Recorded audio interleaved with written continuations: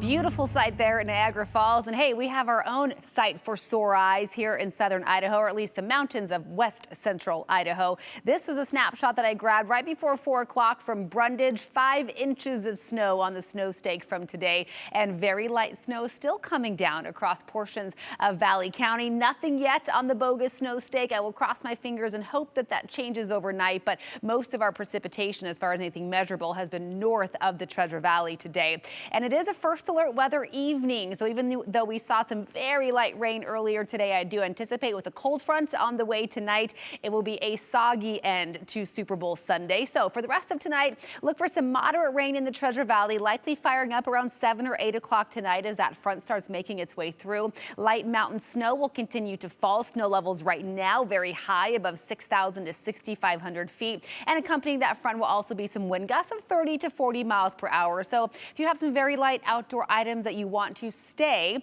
close to your home, you might want to tuck them up a little bit closer to the house and just be ready for some wet roadways if you are headed out and about later tonight. So the front right now is draped right over, it looks like, the Cascades. It will continue making its way to the east. This is coming in from the west, not straight from the north. And so while this will open the door to colder air tomorrow and cause our temperatures to drop by about 10 to 12 degrees, we're not getting a blast of Arctic air by any means with this system. But hey, all news like this is good news with the winter we've had so far. So let's time out the precipitation on our futurecast. Here we are about 10 o'clock to midnight. I think that's when we start seeing the heaviest round of rain as that front moves through. There's our snow that will continue falling above about 5,000 feet as snow levels drop overnight. By the time we wake up tomorrow morning, here we are 8 to 9 o'clock. We may have a few lingering showers, some light snow still falling in the mountains, but I think for the most part, the wet weather in the Treasure Valley is all wrapped up by about 3 o'clock in the morning. Breezy winds tomorrow, but also some sunshine in the afternoon. That's the good news. So our Monday will be mostly dry,